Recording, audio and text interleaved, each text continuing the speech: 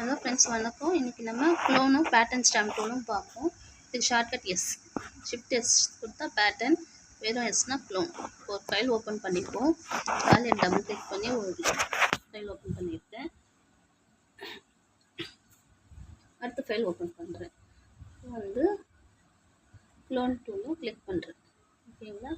S shortcut வந்து S க்ளோனுக்கு. Okay, S கீழே click பண்ணிவிட்டு அதோட ப்ரஷ் சைஸ் கொஞ்சம் இன்க்ரீஸ் பண்ணிவிட்டு இப்போது அவங்க ஃபேஸை வந்து காப்பி பண்ணிவிட்டு அங்கே போய் நான் பேஸ்ட் பண்ணுறேன். நேச்சரில் போய்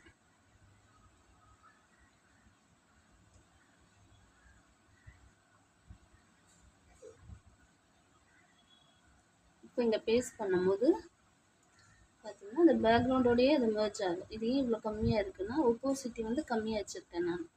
சரியா? மேலே ஒப்போசிட்டி பார்த்தீங்கன்னா கம்மியாக இருக்குது. அதனால தான் இப்போ நம்ம கொஞ்சம் ஜாஸ்தியாக வைக்கும் போது கிளியராக வருது. ஓகே,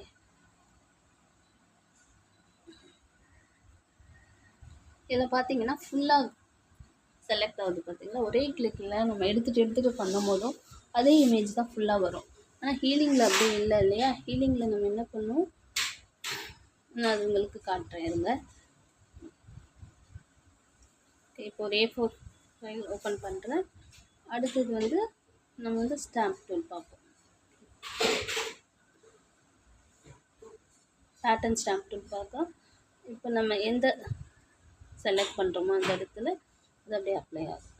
சரிங்களா? கொஞ்சம் ப்ரஷ் சைஸ் இன்க்ரீஸ் பண்ணோன்னா பெருசாக வரும். பேட்டர்ன் ஸ்டாம்ப் டூல் இப்போ எந்த சைஸ் நான் வச்சு கொஞ்சம் பெருசாக செலக்ட் பண்ணுறேன். சரிங்களா? இது அவ்வளோ யூஸ் ஆகாது, இதெல்லாம் என்னென்னு தெரிஞ்சுக்கோங்க. ஓகே, பார்த்தீங்கன்னா இது வேறு ப்ரஷ். இதில் பார்த்தீங்கன்னா உங்களுக்கு வேறு செலக்ட் பண்ணேன். ஃபுல்லாக நம்ம அப்ளை பண்ணிக்கலாம். ஏதாவது பேக்ரவுண்ட் வேணும் போது இதை யூஸ் பண்ணிக்கலாம். நம்ம ஃபோட்டோவில் கூட பின்னாடி ஒரு பேக்ரவுண்ட் வேணும்னா இதை யூஸ் பண்ணிக்கலாம். Sample pattern tool.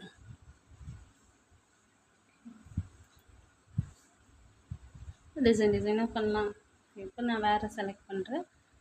ப்ரஷ்ஷும் வேறு எடுக்கிறேன். வேறு கலர் வந்து பாருங்க, டிசைனே டோட்டலாக சேஞ்ச் ஆகிருக்கு.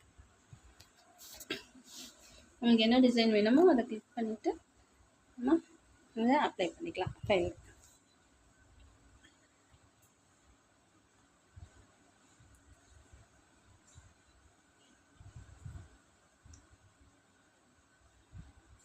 இப்போ வந்து ஹீலிங் ப்ரஷ் டூலுக்கும் க்ளோனுக்கும் என்ன வித்தியாசம்னா, க்ளோனில் என்னென்னா அதே இமேஜ் தான் நம்ம எடுத்துகிட்டு பண்ணாலும் வரும். ஆனால் ஹீலிங் ப்ரஷ்ஷில் அப்படி கிடையாது. நம்ம விட இன்னொரு இடத்த கிளிக் பண்ணும்போது இன்னொரு இமேஜ், அதே இமேஜ் இன்னொரு வாட்டி வரும். சரிங்களா? இப்போ நான் பண்ணிவிட்டு ஹீலிங் தான் எடுத்துருக்கேன். செலக்ட் பண்ணிவிட்டேன் இமேஜை.